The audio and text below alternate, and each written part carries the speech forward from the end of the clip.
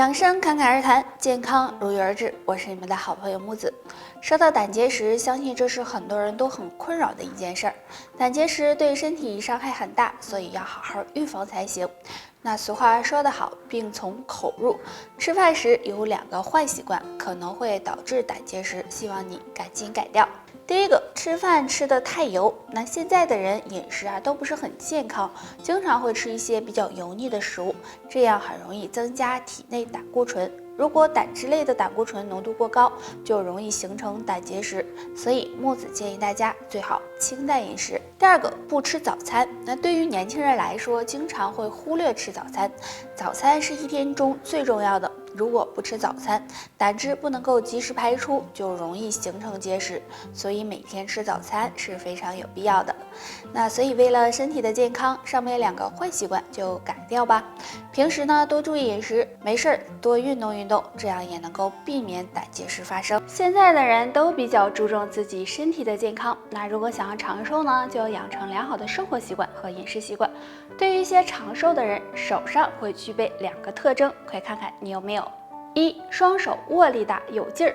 生活中有很多人呢，双手总是没有力气，拿重的东西也拿不动。这样的人通常身体不是很强健，抵抗力也差。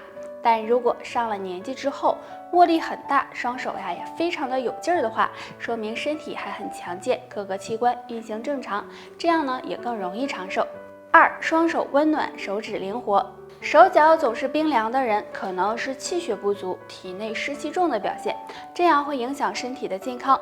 但如果你手脚总是非常温暖，并且手指灵活，说明血液循环好，大脑也还很灵活，这样呢相对来说也容易长寿。所以呢，这2个特征如果你都具备的话，可能和长寿有缘。想要保健身体呢，平时还要多锻炼身体，也可以常吃山楂、西红柿、洋葱等食物，只要合理的饮食，这样长寿才会喜欢你哦。长寿是一件很令人奢望的事儿，但生活中也有很多长寿的人。那寿命长的人通常会有一些相同的特征，快看看你有没有。1，腋毛旺盛。对于女性来说是非常嫌弃腋毛又多又长的，但其实腋毛对身体有很重要的作用，可以帮助平衡身体温度，还能够帮助预防细菌感染，有很好的散热效果，可以说是有很多的好处。所以如果你腋毛又多又长，反而是健康的表现，不要再嫌弃了。2，眉毛又长又多。我们会发现很多长寿老人，他们的眉毛都是又长又多的，其实这也是肾气充足的一种表现。如果你的眉毛又长又浓密，说明肾脏健康，长寿也会找上你。大家可以自测一下这2个特征，如果你都具备了，相对来说身体可能更健康，比较容易长寿。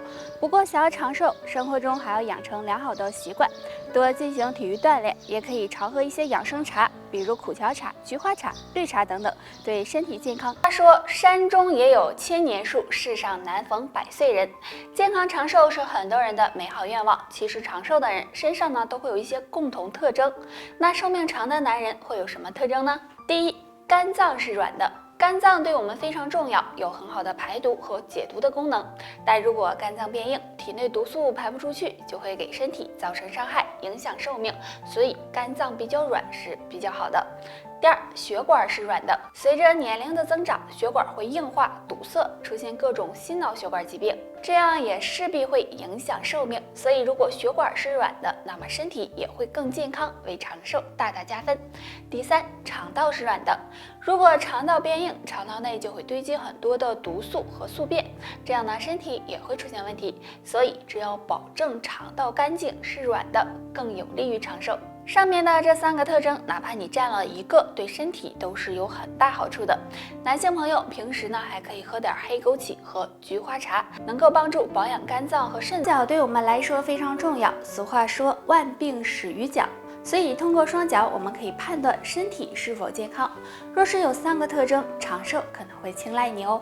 第1，双脚温暖。因为脚离心脏比较远，所以血液回流的会比较慢。若是双脚总是发冷，那么就可能是气血不足、血液不畅了。但如果双脚总是温暖的，这也是身体健康的一种表现。第二，脚底红润。如果身体健康、气血充足的话，那么脚底应该是红润光泽的。但如果脚底出现干裂发黄的情况，就要多注意肝胆健康了。平时养肝，建议大家呢可以喝点菊花茶或者是蒲公英根茶，有很好的清肝降火、养肝明目的功效。第三，脚趾很粗壮。通常情况下，脚趾粗壮、脚部厚实的人，说明气血充足，身体素质很好，这样的人很容易长寿。如果你也是，那就寿命比较长的人都有一些共同之处，就是有好的生活习惯和饮食习惯，作息也很规律。除此之外，身上还常有2种气。第一种，大气。俗话说有舍才有得，对于有大气气质的人，不会因为一时得失而耿耿于怀，也不会钻牛角尖儿。这样的人心态会很平和，也有利于气血充沛，对身体健康有益。相对来说呢，也容易长寿。第二种，静气。俗话说惊则气乱，恐则气下，所以不管遇到什么事情，能少些心慌气乱，多些静气，这样的人气血也会更加的平和，有利于气血运行，对健康长寿有帮助。大家平时呢可以通过文学，比如琴棋书画来培养自己的静气，所以寿命较长的人，我们从他们身上也能够找到大气和静气的特征。若你也有的话，那就恭喜了。那建议大家呀，还可以常喝点养生茶，比如呢菊花茶、绿茶、苦荞茶等，有助延长寿命。温馨提示：想要长寿并不简单，要通过合理的调养身体，养成良好的习惯，并且长期坚持，才可能会获得长寿。说到长寿，相信大家都知道，长寿的因素呢有很多，比如生活习惯、饮食习惯、基因等等。其实有些寿命较长的人身上会有一些相同的特征，下面我们来看一下。肺活量大。当我们年轻的时候，肺活量都是比较大的，跑步、爬楼梯也不会气喘吁吁。但呢，随着年龄的增长，人的心肺功能会下降，这时运动后就可能会有上气不接下气的情况。所以，如果你的肺活量还很大的话，说明身体还年轻，也比较健康，容易长寿。耳朵大。都说耳朵大有福，其实耳朵和肾脏是有很大关系的。如果耳朵大的话，说明肾气充足，那么身体素质相对来说也是比较好的。所以呢，耳朵大的人身体也比较健康。如果肾不好，建议大家可以常吃点黑枸杞，有补益肾气、养肾护肾的作用。那如果上面2个特征你都有，那么长寿可能会青睐你哦。很多人一直追求长寿，那么想要长寿也不是简单的。对于寿命比较长的人呢，通常会有3个特征。第一个，懒得多吃。